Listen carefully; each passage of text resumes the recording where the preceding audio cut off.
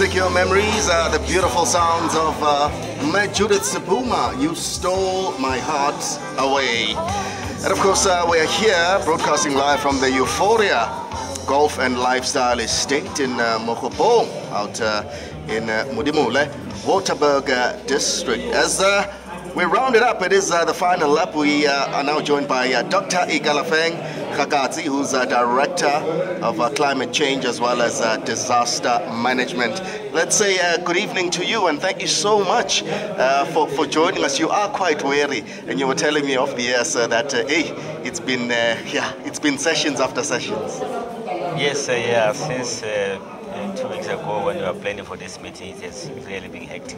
Right. For the past 3 days we were not sleeping, trying to prepare to make sure that the day of yesterday went well. It has been hectic. But I say it is China, Libos Russia. We're trying, that's when we have to learn to greet those.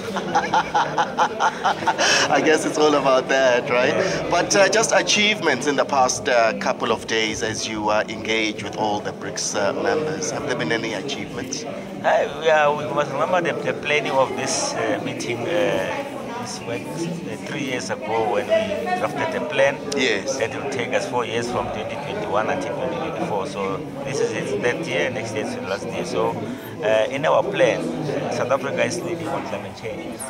So we need to make sure that when we are hosting we need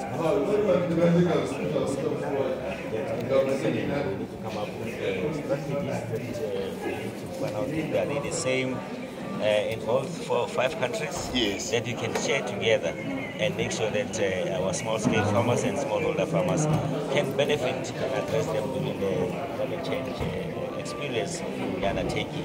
Broadly, widely, worldwide, we need to really address issues of adaptation. Yes. That will say when climate change is here, but you need to come up with strategies that, as a farmer, we must continuously produce food to deal with the issues of food security. So during this meeting of the workshops, we have allowed those 5 countries, including South Africa, to unpack those strategies and see how can we share them amongst ourselves. Right. So we did that. And during the meeting, there were key messages that we need to make sure that we drafted them and make sure that as from here after the meeting, we'll take them down to our countries and share them and make sure that they're implemented throughout the country for the benefit of the farmers. It's good and well with the large-scale farmers. They're usually aware of these issues around climate change. You have to feel for the small subsistent farmer, who doesn't get these messages coming through, to them.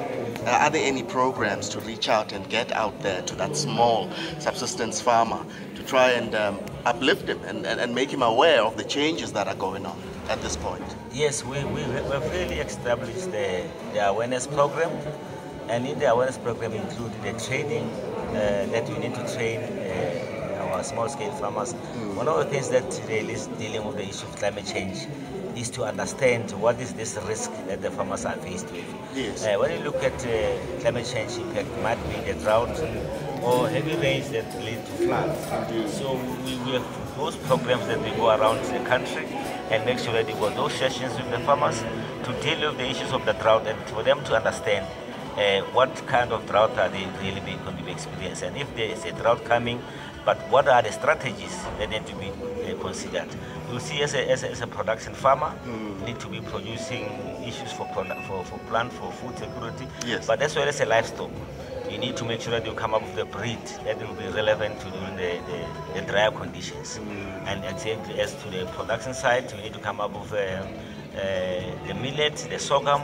In the olden days, you'll be surprised that our forefathers, they're not really being affected much by the drought. It's because they were considered those crops that they were resistant to the impact of drought. So we make sure that firstly we have awareness and training so that they can understand, because one of the things is climate change information comes from the weather service. So they need to be able to understand, yes, what the weatherman says, so that you can plan a year, a month, 3 months and a year ahead, so that at least you are on par with the information to be undertaken. Well, as mentioned, it is the final lap. Let's not keep you for too long because you did warn us to say, hey, you were getting some shut eye.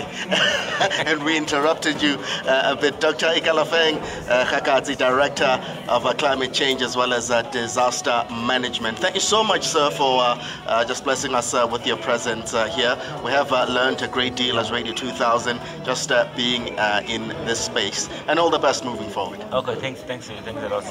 There you go. That is it from us coming through, of course, from the Euphoria Golf and Lifestyle Estate on Radio 2000. This has been another installation of the Drive Connection. My name is Omniswem for Kwatla Kwatla Mafumba for Voluntamu Yemezi to turn as in Funa Panza Mapella Tiluton Domes and Kelukis no Mayamba Noma. Good look, I'm coming over to tell Makum Gedle. Tina Sonabona Makum Gedle. It's good night from us.